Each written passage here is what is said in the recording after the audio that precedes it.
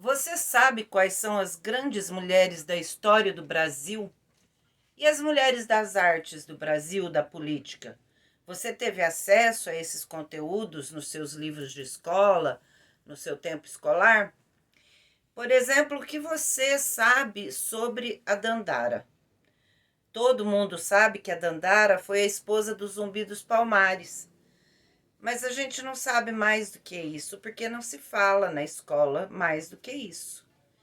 A Dandara não se tem informação exata se ela nasceu aqui no Brasil ou no continente africano, mas se sabe que ela, ainda muito menina, se uniu aos negros e negras que desafiaram o sistema colonial escravista vigente aqui no Brasil.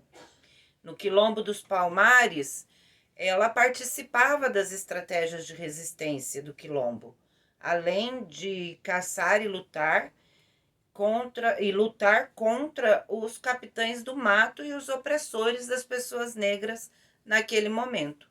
Dandara foi e ainda é uma grande guerreira.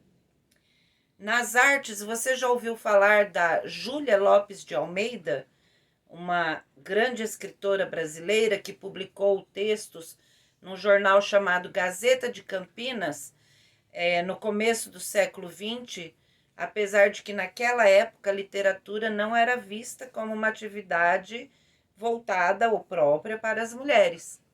E ela foi uma das idealizadoras da Academia Brasileira de Letras, mas pouco tempo antes da inauguração, ela foi simplesmente excluída da relação de imortais da academia, porque os homens, os acadêmicos, decidiram manter a academia exclusivamente masculina, assim como era a Academia Francesa, que serviu de modelo para a Academia Brasileira de Letras. E no lugar da Júlia entrou justamente o marido dela, que chegou a ser chamado de acadêmico consorte. E uma curiosidade é que o veto à participação de mulheres na Academia Brasileira de Letras só terminou em 1977. E além disso, aqui no Brasil, assim como em outros países do mundo todo, muitas mulheres publicaram livros com nomes de homem, para que os livros tivessem credibilidade ou ainda para conseguir que esses livros fossem publicados. Terrível, né? E no campo político também nós temos as mulheres que foram apagadas da história. Você certamente conheceu o escritor Guimarães Rosa, mas você já ouviu falar da esposa dele, da Aracide Carvalho Guimarães Rosa? Ela foi uma mulher que nos anos 30 conseguiu uma colocação no consulado brasileiro em Hamburgo.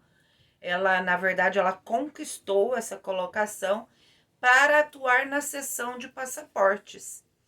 E nos anos 30 havia uma lei que impedia a entrada de judeus aqui no Brasil.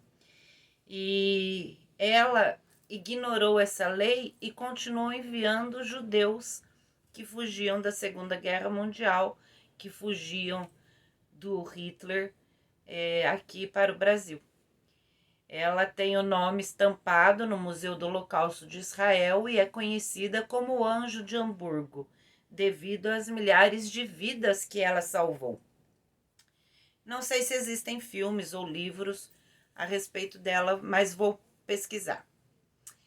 E só que ela também, igualmente as outras mulheres, não está nos livros de história, assim como não estão nos livros de história Maria Lacerda de Moura, que lutou pelo sufrágio feminino, escreveu mais de 10 obras sobre educação e emancipação feminina, principalmente em relação à sexualidade e opressão de classe em relação às mulheres. Teresa de Benguela também não está nos livros. Ela é mais conhecida por ser a esposa do José Piolho, o líder do Quilombo do Piolho, mas foi uma grande guerreira e chefiou o Quilombo por mais de 20 anos. Antonieta de Barros, que foi a primeira mulher negra a ser eleita deputada no país. A primeira escola pública gratuita do Brasil foi instituída por uma mulher. A primeira greve geral do país foi iniciada por mulheres operárias da indústria têxtil de São Paulo. Não tem como contar a história do Brasil, a história da humanidade por inteiro, excluindo as mulheres da narrativa e dos registros.